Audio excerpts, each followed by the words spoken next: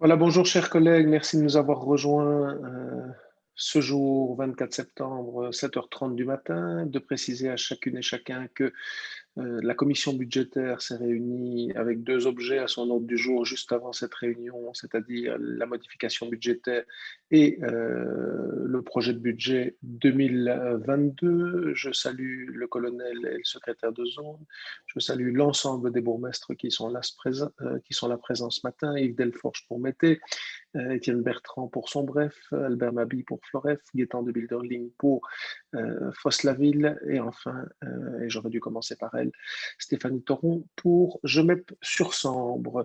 Nous avons 5 points pour la séance publique et à partir du point 6, vu que ça concerne du personnel, nous prononcerons le huis clos. Le premier point porte sur des décisions de l'autorité de tutelle. Il s'agit de délibération de monsieur le gouverneur, un courrier du 3 septembre relatif aux délibérations du conseil et collège de zone du 13 août et un courrier du 9 septembre relatif aux délibérations du conseil et collège de notre zone du 27 août.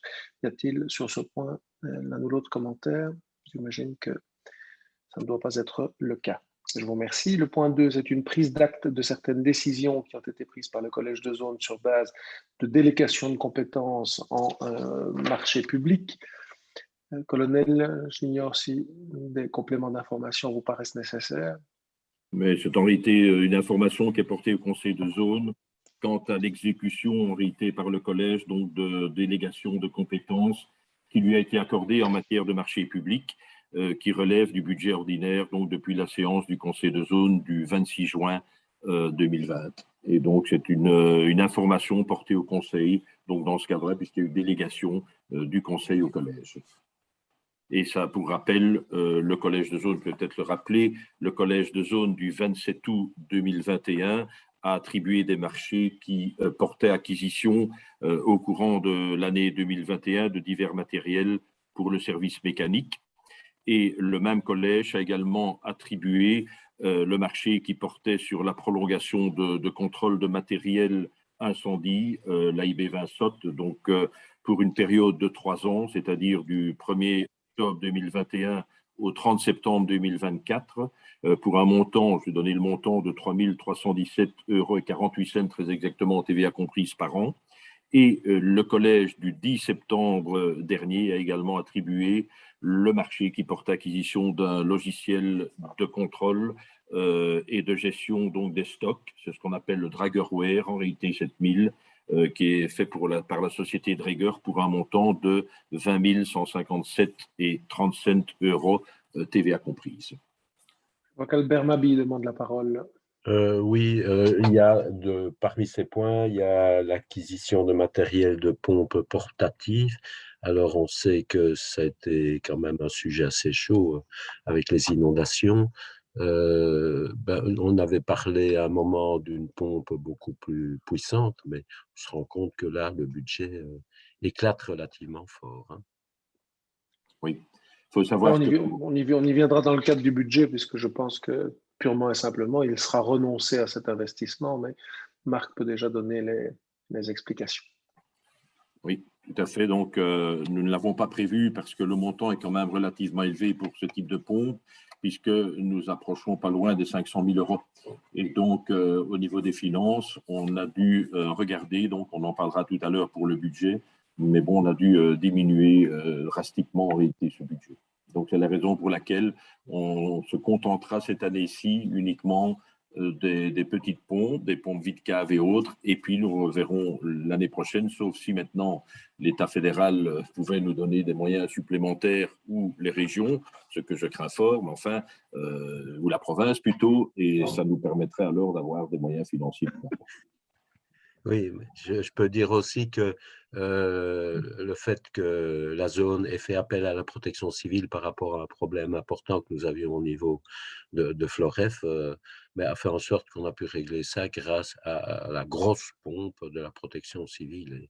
Et c'est vrai que je ne sais pas quand elle sert, ça doit être rare, mais en même temps, c'est du matériel performant, mais du matériel excessivement coûteux. Donc, qui est mis collectivement à la disposition des différentes zones Oui. par le biais de la protection civile qui est équipée à cet effet. Le problème étant que quand les inondations se produisent en plusieurs endroits et en même temps partout, ils ne peuvent pas démultiplier le matériel, évidemment. Donc, il y aurait en effet des réflexions à avoir par rapport à la mutualisation de ce genre d'équipement.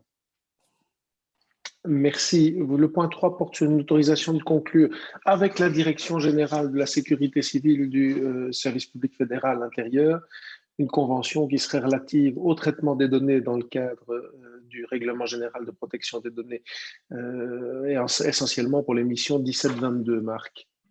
Oui, mais en réalité, il s'agit ici d'une convention entre le SPF intérieur et notre zone en ce qui concerne la gestion de traitement des données personnelles recueillies à la suite des missions du 17-22, puisque les zones de secours maintenant travaillent avec le 17-22 chez nous, donc au niveau du dispatching. Alors, bien sûr, les personnes complètent leurs données en ligne, lesquelles, en réalité, sont par la suite transmises à la zone compétente. Et il s'agit en réalité ici de garantir que des données recueillies dans ce cadre seront traitées en zone, en harmonie avec le RGPD, donc le Règlement général de protection des données. Donc, c'est une sécurité, une conservation donc, dans ce cadre-là. C'est dans ce stade. Pas de remarques, les amis? Non. Le point 4, alors, c'est une adaptation des indemnités vélo au bénéfice des agents de la zone. Il s'agit en réalité d'une extension à l'ensemble des agents. Colonel?